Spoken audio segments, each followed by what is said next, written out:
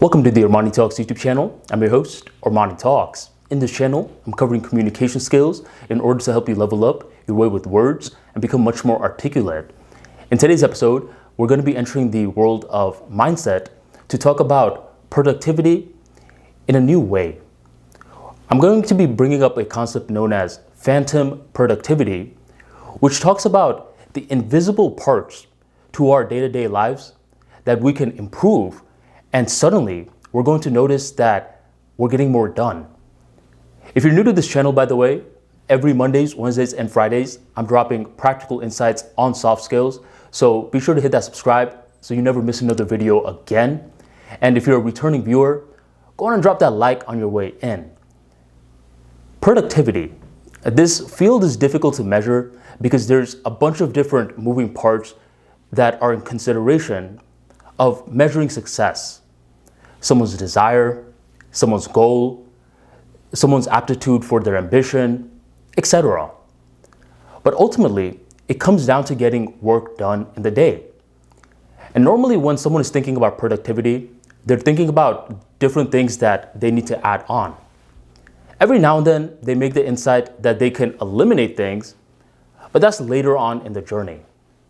In today's video, I want to share 3 different stories with you, which is going to help you appreciate the invisible. And by appreciating the invisible, you may find different ways to restructure your day entirely. These 3 stories are going to build upon one another, and I want you to pay attention to the analogies and how it pertains to your life. If you're ready and excited for today's talk, go on and drop that like for me right on below. So the first story was a couple of years back. I started to understand that a lot of business owners didn't fear other people stealing from them as much as they feared their own people stealing from them. And if you don't believe me, go to restaurant owners, people who own convenience shops or some sort of grocery shop, and you'll hear them say that a lot of the people that steal from them work in-house. There was this one year when I was working in 7-Eleven in college, and I was working in the hood. Right next to it was this jail where different inmates would get out of that jail. They would immediately come to this 7-Eleven and they would ask to use our phones to make a call. As a new employee, I thought these people were going to steal from us, but I was surprised when I noticed that they were some of the most gentle folks. My manager, he was this big, fat Indian guy named Art. And he's like, look, Armani, you don't got to worry about these people too much. The people that you got to worry about are the people that you're going to be working with. These people steal from me, and I can't confront them because I'm already running low in talent because not too many people want to work in this 7-Eleven. You know, I got to think of something to do to make these people steal less. And that's when he had an idea. He realized that there was hot deli within our 7-Eleven.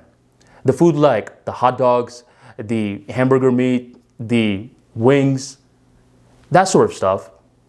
And around the same time, every night, the 7-Eleven employees had to throw the food away.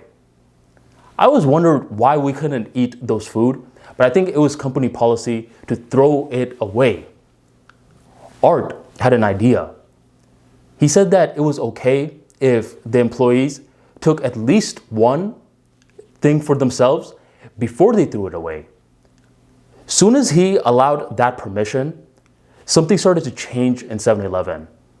Now more people within this company was not stealing the little crackers or the gummy worms, the paid product. They were now eating something that they were going to throw away anyways. And Art understood that simply by giving this small little initiative, he saved a lot of money in the process. He didn't bring in anything such as training. He didn't spend more money on the training or anything. He did what we call alchemy. This material was going to be thrown away regardless, but the way he framed it, he made it seem as though to his employees that he was doing them a favor, and now there's no need to steal, even if it's small things throughout the week. This led to a boost in revenue, and he pretty much did nothing. So this first story showed me that there are certain ways that the invisible can turn into visible. Sudden, subtle movements can lead to practical output. This is story number 1. For story 2, and this is something I believe from the eastern side of the world, and it's a talk on fighting and leadership. There was this one day after this massive war had taken place, there was the captain, the lieutenant, and the general who were going to be eating with this man. And this man was someone that people didn't see too much. Yet, in front of these 3 individuals, this man got the head of the table. These 3 individuals who actually fought in the war, the captains, lieutenants, everything, they're basically bowing down to this invisible man who was nowhere to be in sight for the war. Why is this guy getting the head of the table? From the side, there was a student and a master that was watching this, and the student looked in disgust. He was like, who is this random guy? Why are all these 3 powerful men bowing down to this guy? This guy did nothing.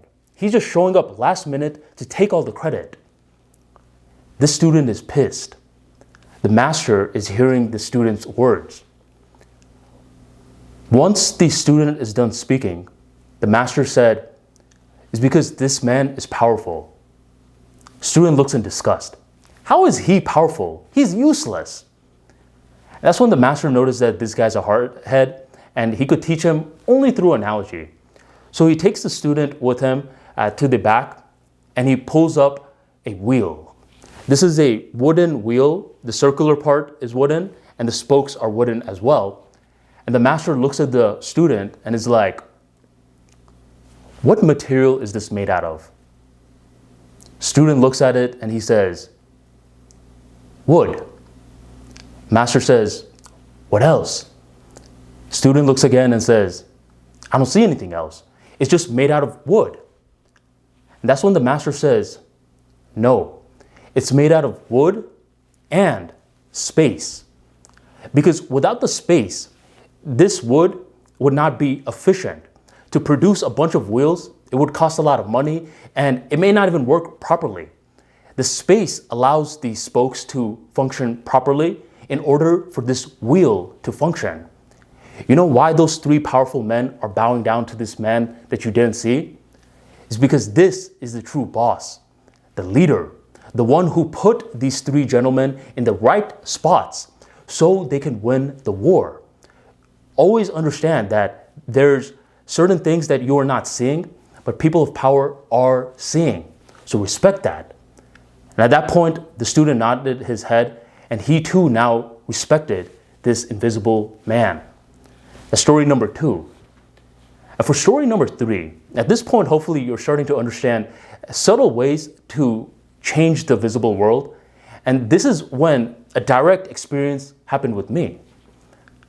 Normally, after I go to the gym in the morning, I go for a walk.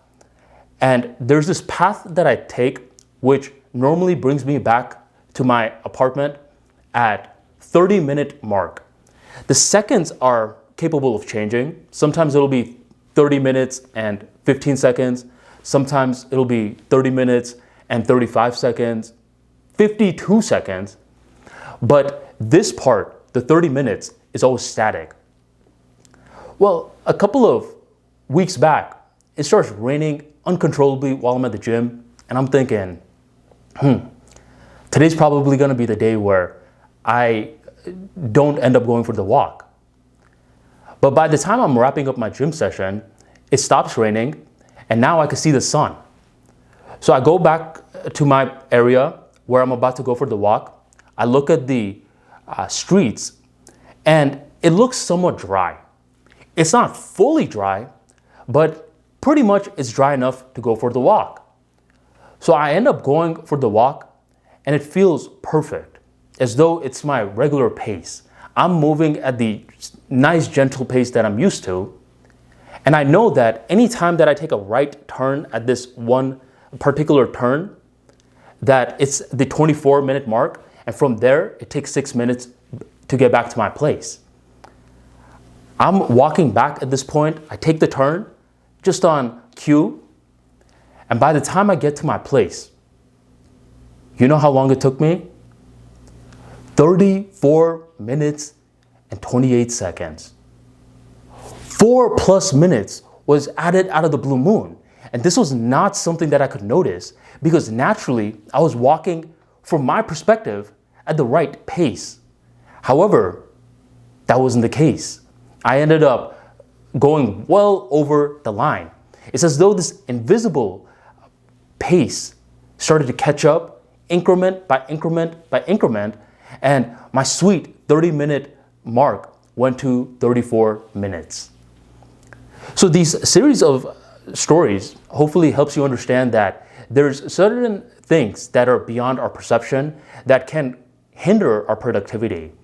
And one of the ways that we can build phantom productivity is by spotting those random moments in our day which we're not noticing too much. We're going for our walk. It feels like we're about to hit the 30-minute mark. But these small things, which we're like, okay, it's not too much, gradually starts to add up. That's when we got to be like art, and we got to restructure our day in a certain way in order for us to enhance productivity. And I'll just give you an example before I wrap this video up, because I don't want to give too much, do this, because my routine is different from your routine. But one thing that I realized for me personally is that in terms of creating YouTube videos, blogs, podcasts, etc., it requires mental faculties. And I realized that whenever I did a meditation session before the content creation portion, for some reason, my mind felt as though it had been worked out and needed to be worked out even more. And this would cause sudden excuses that I would make. I'd be like, all right, let me wait 10 more minutes before I start creating the YouTube video. 10 minutes turns into 15 minutes. 15 minutes turns into 45 minutes at certain times. And this was a sudden way that I realized that having these two acts back to back was not conducive to a productive lifestyle for me in my particular day. So nowadays, what I do is I introduce a gap. If I'm going to do some form of content creation, I'm going to take a break where I'm uploading the video, which sometimes takes up to 30 minutes to an hour, depending on the description, everything that I'm adding. And I'll go and eat something. And afterwards, when I meditate, it's as though that my mind has calmed down. So it's not like I did anything different. I simply just reorganized my day. And this was what I call phantom productivity. So you may want to look into your life as well at this point and see how you can introduce phantom productivity into your life. Every now and then, a person is tempted to get more highlighters, more notepads, more calendars, and all that's doing is introducing more clutter. At times, it's smart to be that master who's looking at that student and being like, look, you need to value the empty space, because due to the empty space, the wood is able to function efficiently. If you enjoyed today's episode and you learned a thing or two about productivity, be sure to check out the ArmaniTalks free daily newsletter. Every single day at 7 p.m., I'm dropping practical tips on productivity, on public speaking, storytelling, along with other tips to help you improve your soft skills. Over 4,000 plus subscribers on the ArmaniTalks newsletter. What are you waiting for? Join the tribe by going on the link in the description box or the pinned comment right on below. And if you're watching from TV, go on ArmaniTalks.com and sign up today. Thank you very much for joining the ArmaniTalks YouTube channel, and I will catch you on the next episode.